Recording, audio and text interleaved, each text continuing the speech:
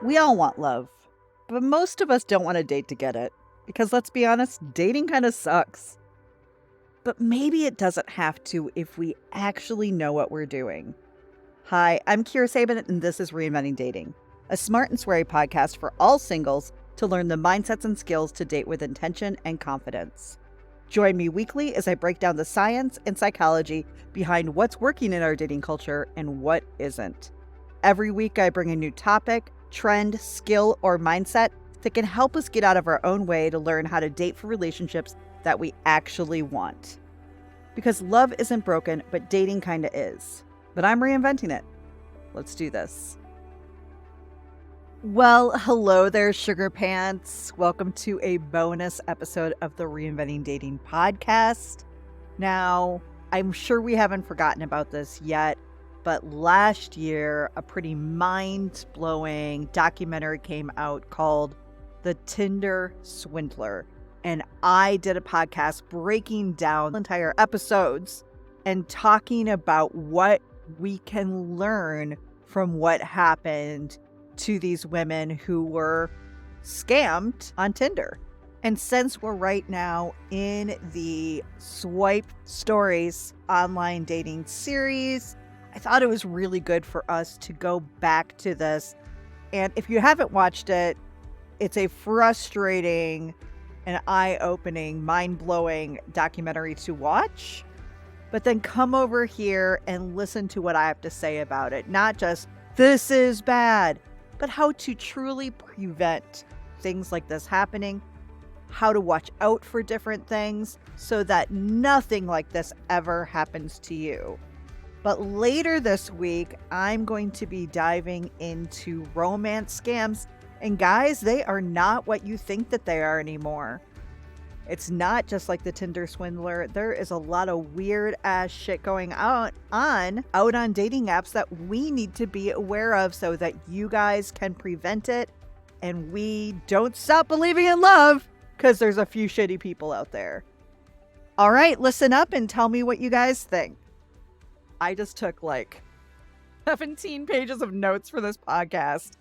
But I want to quickly, before we move on to the topic today, and it's going to tie in, I want to do, of course, a really important kind of random science fact or random brain fact for today. And it's about cognitive biases. And one in particular, the cognitive bias, emotional reasoning. So I'm actually going to put a great article about emotional reasoning from Psychology Today in the show notes, but let's start off a little bit about talking about what is cognitive bias. Honestly, one of my favorite things that I've learned in the last 10, 15 years is that there are cognitive biases. They're sometimes called thinking traps. They can be cognitive distortions, but basically, I love this definition. It's a systematic error in cognitive processing, like thinking, perceiving, and memory, diverging from rationality, which can affect judgments. If we think of the human brain as a computer, cognitive bias basically is an error in the code, making us perceive the input differently or come up with an output that's illogical. So, most people don't know this, but we are moving through our days and through our lives with cognitive biases due to past experiences, trauma, personality, a lot of different things. You may have heard the expression rose-colored glasses, right? Like, you're seeing things through rose-colored glasses. I like to use the expression shit-colored glasses too, because sometimes when the negative bias, that's a real bias, everything can feel and look like shit, even when it's not. But I love learning about cognitive biases because it's just such a helpful tool to step back and go, wait, is what I'm doing or what I'm thinking or what I'm perceiving actually true? Or is this just my brain running on automatic from a past situation? And it happens, guys. It happens all the time. I can guarantee that if you right now, after the podcast, obviously, sat down and Googled thinking traps or emotional, or I'm sorry, cognitive biases or any of those, because they're kind of different and there's a lot of information out there, you would start looking at some of them and going, "Oh, shit. Yeah, I probably do that. Yep, I probably do that." It's a thing. It's a thing, and it's a thing not to beat yourself up over, but it's a thing that is a awesome tool, which is what we're fucking doing here at Relationship Quotient, to make sure that we are making the best decisions, right? For who we choose in our life, who we choose to have relationships with, how we show up in those relationships. All of this is very important, right? It's not just we fall with our eyes closed and hope for the best. That's not what relationships really are. And we'll definitely be discussing that today. But we all have biases. And it's good to make sure that they are not keeping us single or keeping us in unhealthy relationships or keeping us just shut down from relationships in our life. Because I don't give a shit if you never want a romantic relationship. But as humans, we all need connection for survival. I don't give a fuck if you don't want a partner, right? Like, I think everybody assumes that I'm definitely trying to make sure that everybody has love and everybody has their soulmate or the one. And that's not what I'm doing here. What I'm saying is that every day, throughout the day, we are talking to people, we are invested in people, we are surrounded by people. So let's have the best friendships and relationships possible to make that all feel good and worthwhile while and not exhausting. So I can see this podcast is going to be long. So what is and so the cognitive bias that I am discussing today is called the emotional reasoning bias. Okay? Emotional reasoning bias.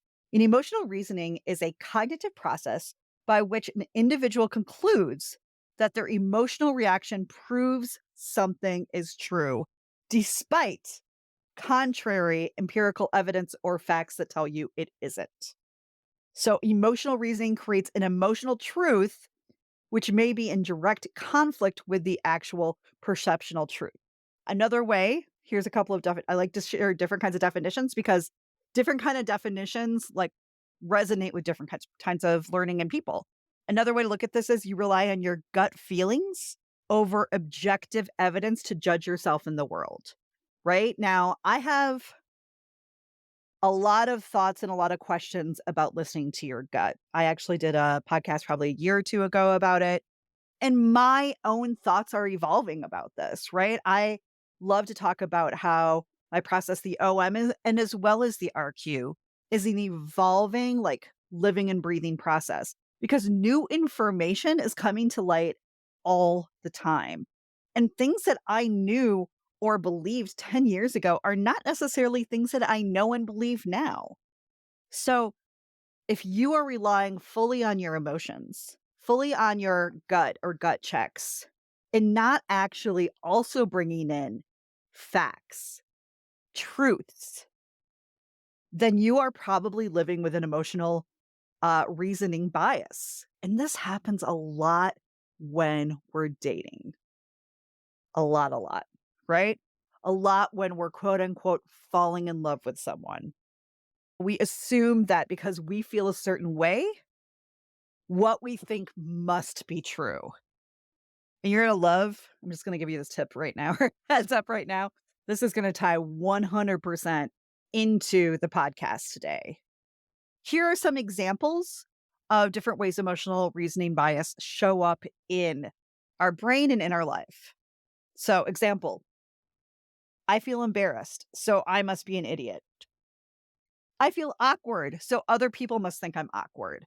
So, what we feel, we just think is a truth. I feel nervous, so that means something bad is going to happen. I feel lonely, so that means I don't have any friends. Now, you can feel lonely because lonely is a perception, loneliness is a perception, and also know deep down you have friends or you have family or you have people who truly care about you. Here's some other examples of emotional reasoning that show up. You can't help feeling fat, right? So by the way, I took these from articles. I will share those. So if you're a little bit like, I don't like that one, I didn't write them, but I did think that they were helpful. So you can't help feeling fat, though your doctor and those around you tell you that your weight lies comfortably in a healthy range. And that's obviously a big controversy right now of what that actually is. But we're really looking at the perception. Like the truth, what the truth is, but you can't help feeling that. And that then becomes your truth. You feel guilty about something, so you conclude you must be guilty, even though there's absolutely no evidence that you've done anything wrong or others have assured you of this. Here's a big one about relationships. In your relationship, you struggle with feelings of jealousy. You can't resist accusing your partner of infidelity, even though they've shown nothing but devotion to you and you have no plausible evidence that you have been betrayed, right? Now, why would that maybe happen? If you have been cheated on before or cheated on multiple times, then that starts becoming your truth in your emotions, right? Despite having in various ways demonstrated that you are worthwhile as anyone else, you remain convinced that you're somehow worthless, for you can't overcome core feelings of worthlessness. By the way, that is exactly why we are doing the self-worth work the first month of RQ. Because sometimes we just have these core feelings. And by the way, they're not like, oh, I wonder why that is. There's a reason, right? But we have core feelings of worthlessness that are not true. So you have to dissect that and hack it and start rewiring your brain.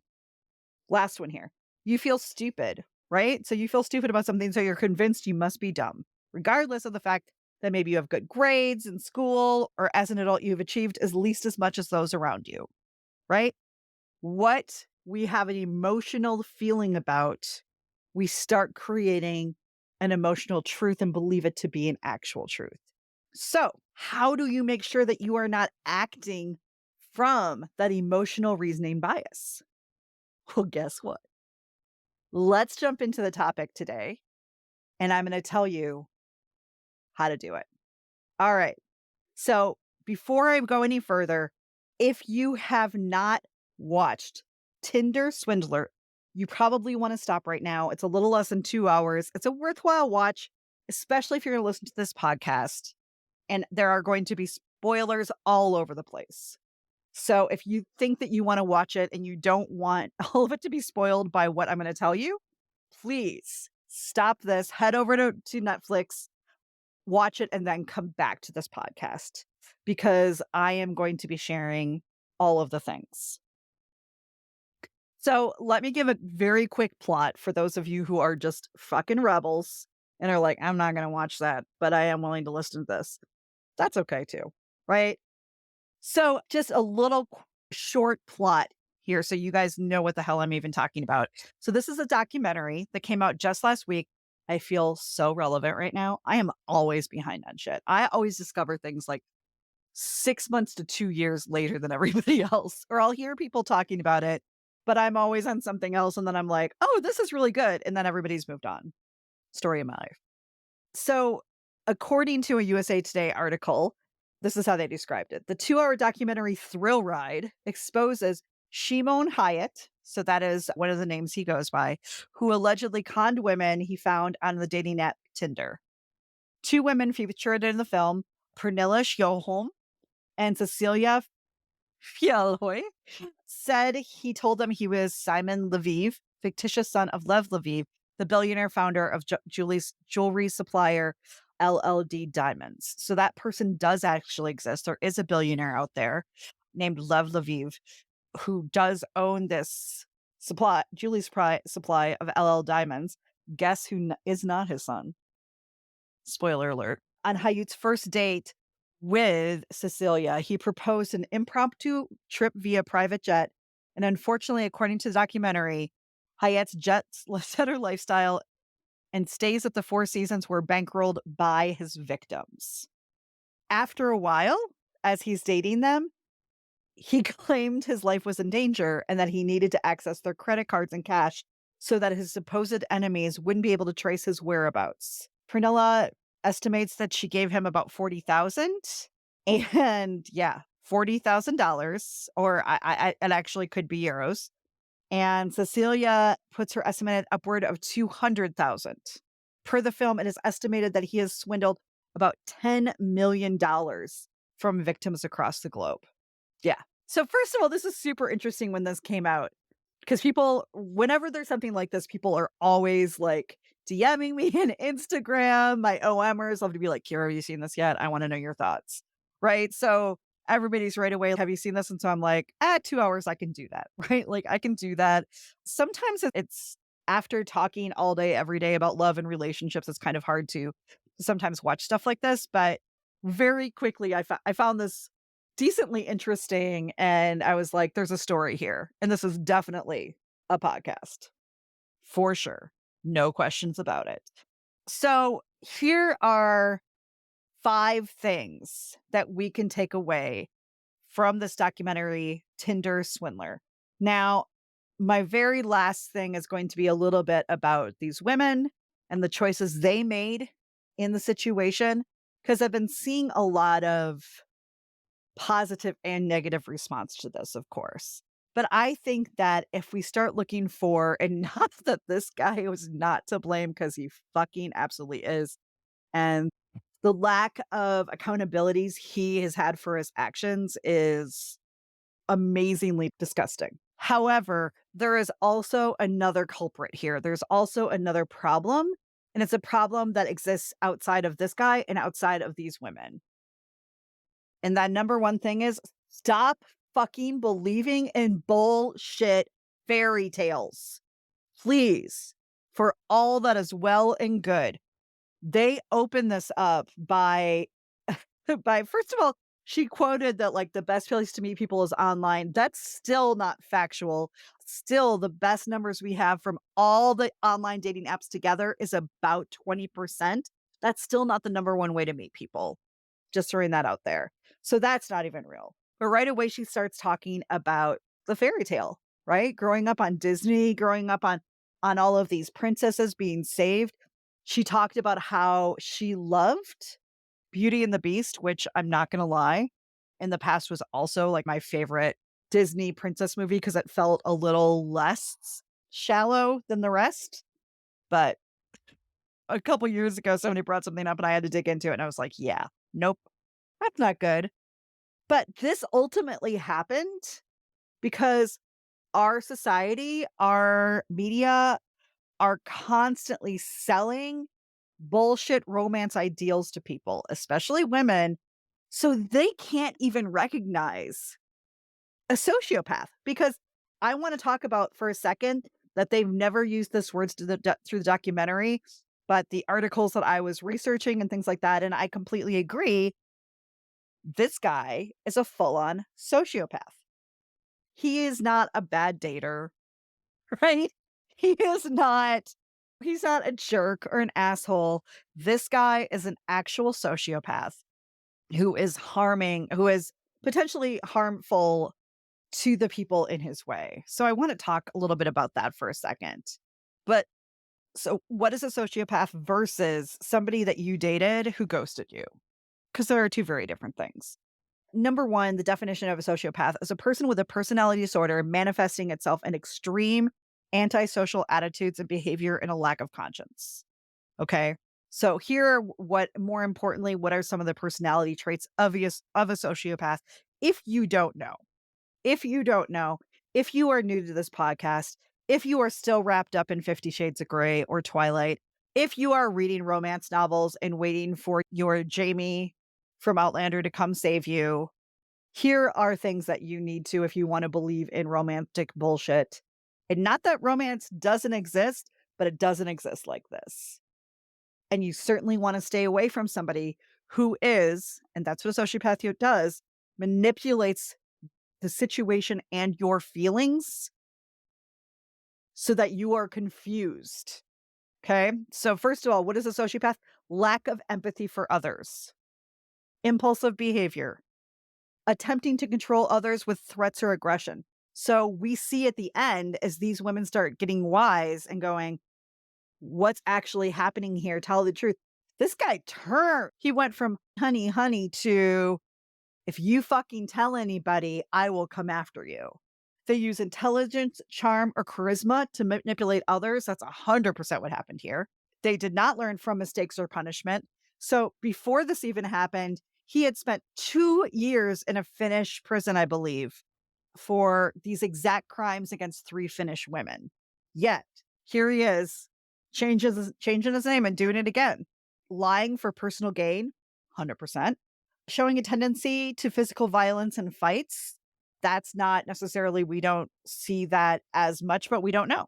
Generally superficial relationships, it's amazing what these women thought that they were dating or buying into or getting with this guy versus what he actually is. And I'm also going to talk about that. Sometimes stealing or committing other crimes. They can also threaten suicide to manipulate without intention to act. And those are the biggest things that make this a sociopath. So this isn't, I know, like, right away one of my OMers was like, "I'm scared to watch it." I'm like, "Don't be scared. Don't be scared. This is information that anybody who is out there dating should be watching and watching for." Because so many people have been that sold on this BS idea. And even though this happened in Europe, there are, I don't have the numbers right in front of me, but the percentages that I have seen is about 1/3 of people on online dating are not who they say they are. Right? Now, some of them are downright scammers. If you don't know this about online dating, this is a major thing. You need to be aware of it. And it's not usually on this kind of level, but there are still people who will get to know you, will make them believe that something about who they are that isn't true, and then ask or steal things from you. This is very real. And let me tell you the first thing. So I'm going to talk mostly about Cecilia. She is who they open up with. Her story kind of leads into the other ones. But the most interesting thing to me, and I want to hear what you guys thought because I'm sure you have thoughts about this. But as she's telling that story in the beginning, and I don't really know where it's going, I have a general idea, right? There was some very big Manson family vibes for me. So I am always interested in kind of true crime and serial killers and things like that, just because I am fascinated by the psychology of it. And I'm guessing this is true of a lot of women. In fact, I was even looking at an article about why women in particular are so fascinated with true crime. I'll probably share that. It was super interesting, but I watched a couple years ago. I'm not remembering where it's at right now, but I think it was called Manson: The Women, and it was basically interviewing and telling about the women who not only surrounded Manson, but ended up killing for him, ended up creating all of these or doing all of these crimes for him, right? And how some of the women that they interview still talk like he's the best thing that ever happened to them. That is what true manipulation and brainwashing does. That 30, 40, 50 years later, these women are still like, Charlie just got me. Charlie just saw me in a way that nobody ever else has. And you're watching and you're like, what? This is pants. What is up with these women? But it was amazing to me that Cecilia is retelling this story about them, quote unquote, falling in love, how she met him, the whole whirlwind romance. And she's smiling and she's laughing. And I can't tell you how good it felt to be his girl, the one that he chose. And you're like, I'm sorry, what? What? Because that feels crazy. But once again, this is what manipulation really does. And this is what somebody who is a sociopath is really fucking good at. It was so strange to me to watch her just sharing the story. And I rewatched part of it this morning just to get some quotes and things like that. And I just was still, I think that they have debunked Stockholm syndrome, but it's like that no matter if you have been taken advantage of or manipulated by somebody, sometimes the charm, the charisma, and those feelings that you felt about them, whether they were those feelings that you felt were real, whether they are based on true information is what's interesting because they weren't, right? But that doesn't mean we don't still attach ourselves to those emotions we have, those emotions that we felt were falling in love. But moving on to number 2, they didn't really fall for him. They fell for the emotions he manipulated and the emotional reasoning bias. Absolutely. That emotional reasoning bias that we just talked about in the science fact, that was a major player here for sure. So, how did this emotional reasoning bias show up? So, first of all, since she felt excited, special, and important, because that's what he was making her feel, she assumed he was a good person. She assumed that what he was saying was true. She assumed that he was sincere about the feelings that he was talking or that he shared with her about her, even when things start going south. Even when, doesn't even matter. She was still like, I know that all of us, and I'm going to talk about this in a second, want to be like, what were these women thinking? This is crazy. I can't believe they would do that. And then we all get very high on our judgmental horses going, that would never happen to me. I would never fall for that. And even while you're watching it, you're going, he's asking for first $10,000, $25,000, another $25,000. And you're like sitting there watching as they're like handing it over. And by the way, what I found so remarkable about this is he was not stealing from rich women who had all this money. He was stealing from women who I could only guess had really good fucking credit. Right? Because they were able to get hundreds of thousands of dollars from different banks and different credit cards, but they did not actually have the money themselves, which is the craziest part about this for me. But even as they start getting keeps asking and asking, and he's like calling them and demanding.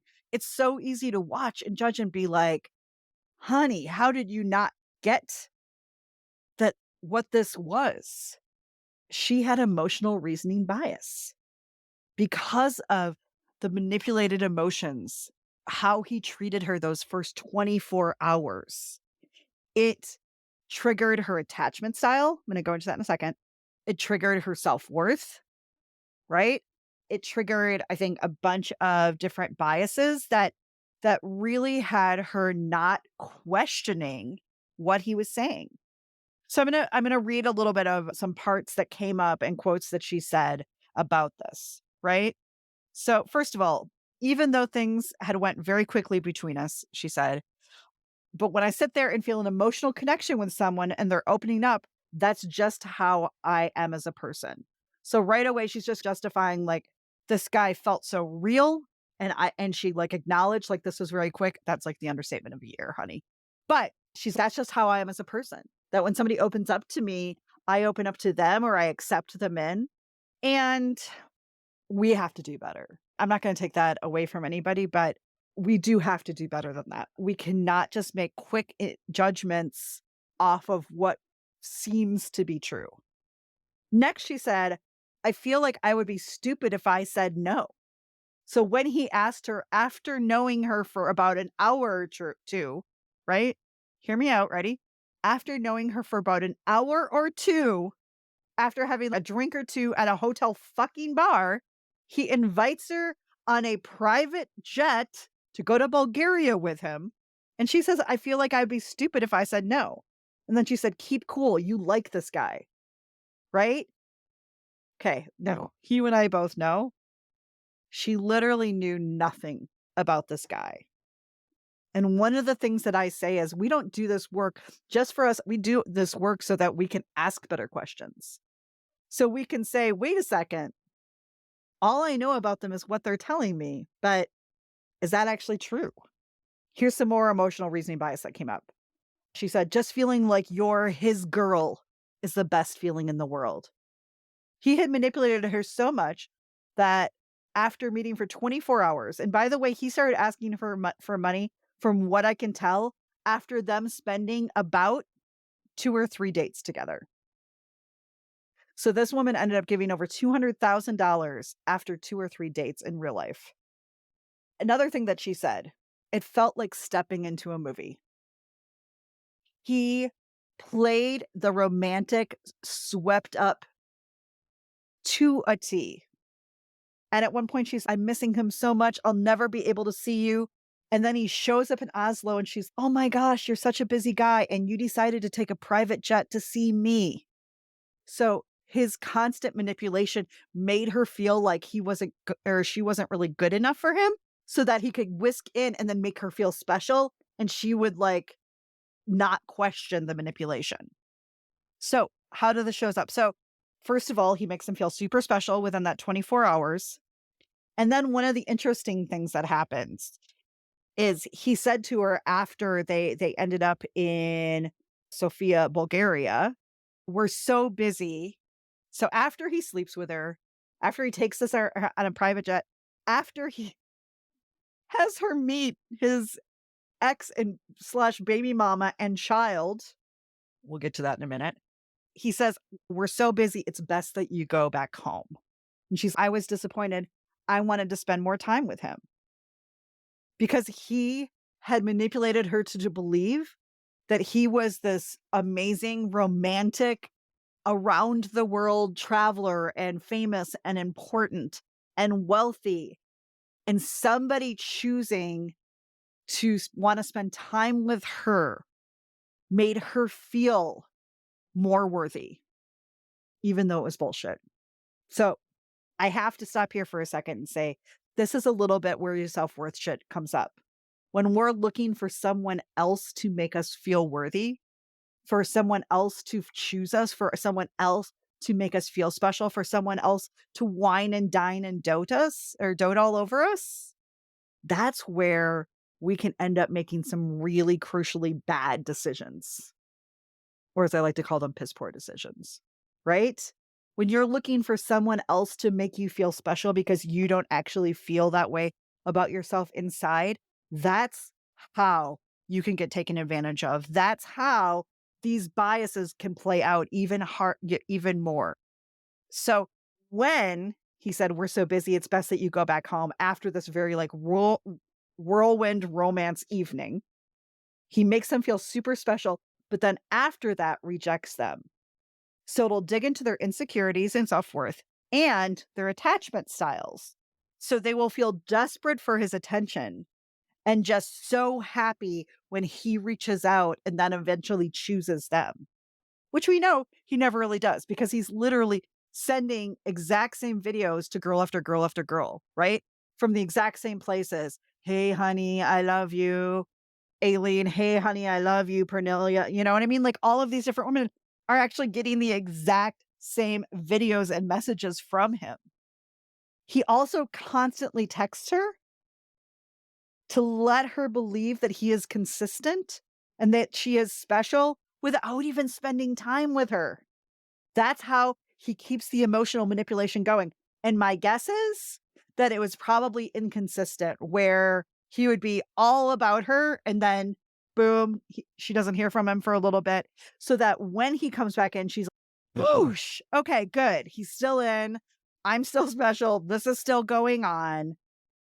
And that happens a lot. That's the shit that happens to the normal people like us who have anxious attachment styles, where somebody can even unknowingly manipulate us by being inconsistent, and then we chase after them because of that inconsistency. Now, one more thing I want to talk about before we go on is when he invites her on the plane. So after a couple hour discussion, she then sends text to a group of female friends, right? And I would like to mention that Matilda, her friend, to me is the real hero of this story, as well as Aileen, which we can discuss in a little bit. So she tells her friends who are like, "I'm sorry, what?" And then one of them's like, "I can't," right? And then Matilda's, "This does not sound safe. Who is this guy? How do you know him? You could be abducted." So good. Good on Matilda for bringing some reasoning to this. But here is what's mind blowing to me is Cecilia said, "I didn't even think about that. I'm on a date, you know?" Nope. I mean, let's, without being like a catastrophizer, which is another cognitive bias, there's 1,000 things that could have happened to her in that situation. And honestly, losing money is one of the better ones. Rape, assault, taken and put into trafficking. There is a lot of shit. You cannot, I don't give a shit who you think this person is. I don't give a shit how much money they have, how charming they are, how charismatic, how magnetic they feel, how you think you've met the one in 4 minutes or less. You cannot fucking go on private planes with people. Just don't do it, everybody. First of all, private planes. People keep dying in private planes. John Denver, Ricky Nelson. I know, weird references by Kira. Kobe, like private planes, first of all. But what Cecilia says back next to them, which brings me on to point 3, is she puts YOLO, YOLO, which, if you don't know, means you only live once. And I want to remind you in point 3 here, one of the other thing that I feel like is unhelpful that TV and media and just different romantic things teach us is love is exciting and intense and passionate, and you have to run after it and grab it. And I'll tell you this, which is a little bit of a womp womp. I just had to do it. Oh, wait. Thank you. There's no YOLO in real love. There's no, you only live once. To me, when we blame, right? And I feel that we do YOLO and we're like, I'm following my heart. And that's just justification for, I'm making poor decisions and I'm blaming it on a different part of me than my brain. Here's the truth about this. Love takes time. More importantly, relationships that help bring love up on a daily basis take time. And they also have a normal timeline. No matter the money, how people look, the chemistry, the spark, the sex, the magnetism, the sense of humor, you will not know for quite a while if that's a person who can truly be a partner to you. I feel like because we're so uncomfortable in our uncomfortable feelings, meaning not knowing how the other person maybe feels about us or not knowing if it's going anywhere, because we are so uncomfortable sitting in those uncomfortable feelings, we rush things, we push things, we jump on, we YOLO them. You only live once. I'm going to chase this person halfway across the world because you only live once, instead of just rationally getting to know them and seeing if this could actually go somewhere. There is not YOLO in real love. In real love, there is beautiful consistency. There is a calm. There is joy. There isn't a roller coaster. Reason 4. So learning from Tinder Swindler, right? And seeing that not only Cecilia, but Pernilla, which that was super fascinating because they were not even romantically involved. She was just his friend, but he was still able to manipulate that friendship. And then near the end, we actually meet Aileen, somebody who he'd been dating for 14 months. So I'm instantly going, does he really like her more than the rest of them? But you also found out that I think that she had given him over $140,000, right? So we also learned that. But Cecilia started getting taken advantage of after month 1. And there was no really rhyme or reason to it. But how do we beat that emotional reasoning bias? How do we not walk on the clouds when we're not really sure who this person is and what they're about? Always go back to the facts. Write that down. Think about it. Always go back to the facts. When I have a client who's, you know what, I think I really like somebody, I'm not sure, like they're really confused and their head's all like in crazy places about it, I'm like, go back to the facts. Write down everything that's an absolute truth in this situation so far. Not even just like what they told you, but absolute truths. And when we do go back to those facts, a lot of times we realize maybe we don't know that person that well, right? Maybe a lot of what we're attaching to is actually the story in our head of who they could be to us than who they actually are. I know regularly I say to my clients, go back to the facts, because then you can make a decision, a factual decision, because we still have to attach our brain when it comes to love. This whole 2-hour TV show, and the thing is like we met 3 women. We didn't meet the multiple other women that he's obviously taking advantage of over the years. I don't know, maybe even men. I don't know that much about it. But I question if Cecilia, I question if some of these women actually stopped, sat down with a friend about what this really, really was, instead of what he told them it was, if this would have necessarily happened or played out the exact same way. So, in this situation, I want to quickly go through the facts with you. Here's what we know to be true.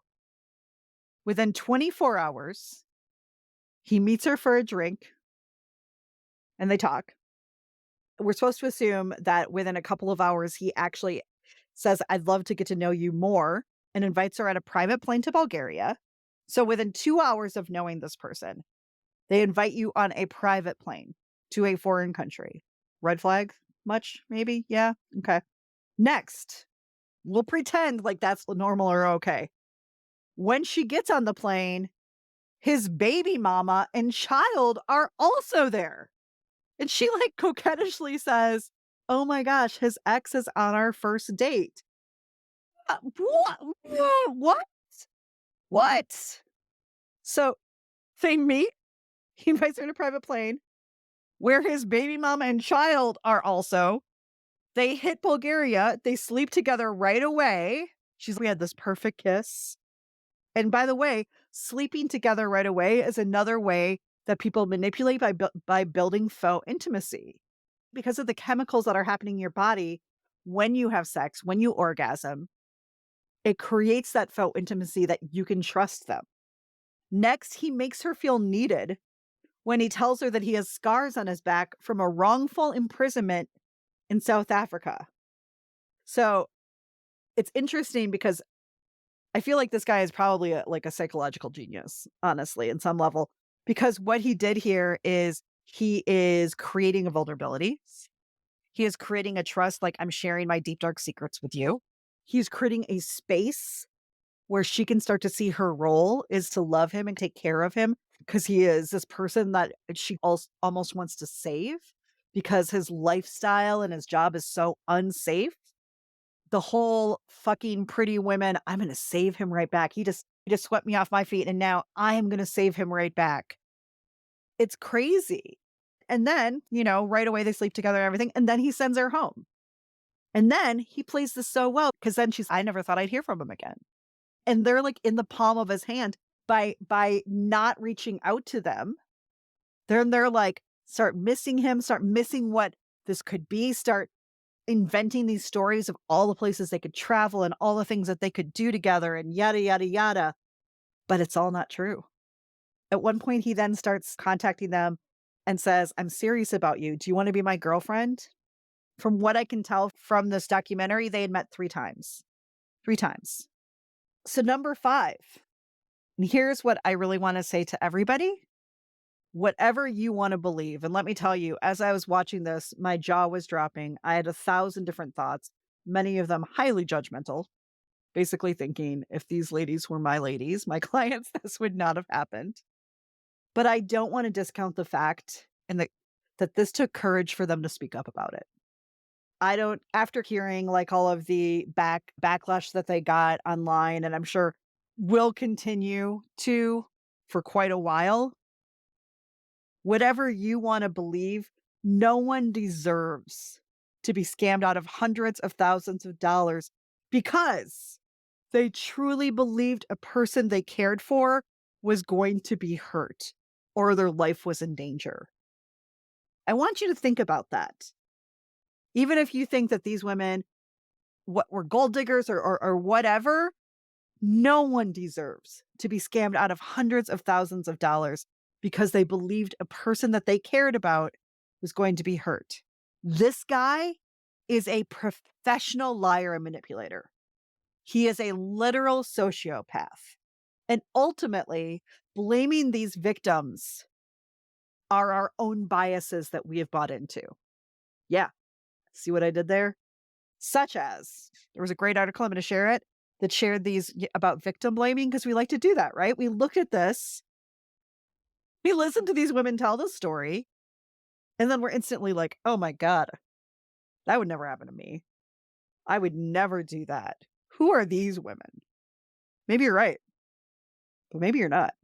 So one of the biases that we have that we turn around and then blame the victim instead of this guy who, by the way, in case you don't know or don't remember, is serving 0 time for any of this that happened. He ended up doing another 5 months, although he was given, I think, a year and a half. But because he got out for good behavior, he served 5 months in Israel, where he's from, for past crimes. He got nothing for taking advantage of these women. So we have a hindsight bias. So first of all, when we look at an event that happened in the past, we have a tendency to believe that we should have been able to see the signs and predict the outcome. And this hindsight makes it seem like the victims of a crime, accident, or other form of misfortune should have also been able to predict and prevent whatever problem might have befallen them. And this isn't just something that happens when we are looking at things such as rape or assault or scamming. When somebody becomes ill, people often seek blame past behaviors for a person's current state of health. Cancer, they should have stopped smoking. Heart disease, I guess they should have exercised more. Food poisoning, they should have known better than to eat at that new restaurant. Such cases of blame seem to suggest that people should have simply known or expected such things to happen given their behavior, while in truth, there was no way to predict that outcome. Ultimately, unless you have been personally scammed, I don't know. I don't know if we would all do things completely different. I don't know if we can sit on our throne all high and mighty. And I'll tell you this, in my toughest times, when I felt low and fat and unattractive, I certainly never gave people hundreds of $1,000s, but I certainly let people take advantage of me. I let people into my life that shouldn't have been there. I let people stick around a lot longer than they should have. And they didn't fucking take me on a private jet. The second cognitive bias that comes up is we like to believe that life is fair when it isn't. This is actually called a just world phenomenon or the just world fallacy. Our tendency to blame the victim also stems in part from our need to believe that the world is a fair and just place. When something bad happens to another person, we often believe that they must have done something to deserve such a fate. Social psychologists refer to this tendency as the just world phenomenon or just world fallacy. And the question is, why do we feel this need to believe that the world is just and that people get what they deserve? Because if we think that the world is not fair, then it becomes more apparent that anyone can fall victim to tragedy. Yes, even you, your friends, your family, and your loved ones. No matter how cautious and conscientious you might be, bad things can and do happen to good people. But by believing the world is fair, by believing that people deserve what they get, and by blaming the victim, people are able to protect their illusion that such terrible things could never happen to them. So the next time you find yourself wondering what someone else did to bring on their misfortune, take a moment to consider the psychological attributions and biases that affect your judgment. Rather than blame the victim, try putting yourself in that person's shoes and perhaps try a little empathy or compassion. And by the way, if your empathy and compassion's a little low, start with self-worth. Because with self-worth comes self-compassion. And man, we are a lot more compassionate about the world when we like ourselves. Now, if you are ever worried about being scammed online, which honestly is a real fucking fear. It's a real fear. I think we know that I'm not a huge fan of online dating. I also know that we're still in a pandemic. And if there are people who are wanting to meet people, it is one of the ways to do so. But I also think we can be doing that we can be doing that we can be online dating so much smarter and safer and better. So what I actually been working on, and this just tied right into it, is an online dating ninja workbook. Yeah, I know I'm ridiculous, right? So that you can become an online dating ninja. And it's just small mindsets and tools to make online dating suck a little less. And definitely being taken for hundreds of $1,000s would be sucky. A couple things that are going to be in this workbook that you can download for free are basic smart mindsets for online dating, stuff that you maybe haven't even thought about, but because this is what the shit that goes through my brain all day, every day, I have. Basic red flags to watch out for, not only for this, but for people who are not emotionally or physically available. A dating safely checklist. Guess what's not on it? Don't get on private planes to foreign countries with someone you've known for less than 12 hours. And this is the big deal I'm really a little proud of. the 8 questions you can ask before you even meet someone. So this comes from a TikTok actually, where a therapist said, these are 15 questions you should ask on a first date. And although I don't completely agree that all of them are first date questions, but hey, because we all get to have different opinions, and I'm sure he is great at what he does. What I did do is I said, instead of even first date questions, some of these questions should be questions that before we even meet people. So we can just make sure we're on the same page, we have similar values, and we're looking in the same direction. So I created these 8 questions that are simple. You have to be able to answer them yourselves too, but it just gets everybody on the same page. And it also might just weed out people so that your time in public during a pandemic is actually smart and worthwhile. I never want to say that spending time with somebody is a waste. But what I do know is if you know what kind of relationship you want, if you know you want kids or don't want kids, if some things that are really important and that you value, we need to take the emotions out of that and just ask questions. Hey, was this what you're looking for too? If it's not, that's cool. But then I'm probably going to move on to somebody who is. That shit's sexy. That shit, people knowing what they want and having boundaries, by the way, that's not demanding. That's not pushing people away. That's not walls. That is smart dating. All right. What do you guys think? Did you learn anything? You know, I love to hear from you. Slide into my DMs on Instagram or TikTok or Facebook, or email me at kira@reinventingdating.com.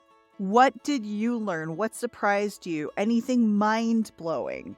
And I do want to just remind everybody that the Black Friday sale for intensives for singles, and I have this weekend thrown out an option for new couples, is still on sale through Friday. So if you haven't checked it out yet, definitely do. You and I spending 5 hours together, topic of your choice. You get pre-work for 2 weeks. You get 30 days afterwards to talk to me, and it's either for yourself or for a new couple under a year for $1,000. Now, I know $1,000 is $1,000. That's a lot of fucking money. But I can guarantee that after we spend a whole day together and you get a customized action plan for yourself, as well as 30 days with support, you will find nothing out there that is this good of a deal. All right, guys, thank you so much for listening today. Check it out, reinventingdating.com. And until on Friday we talk, meet love halfway.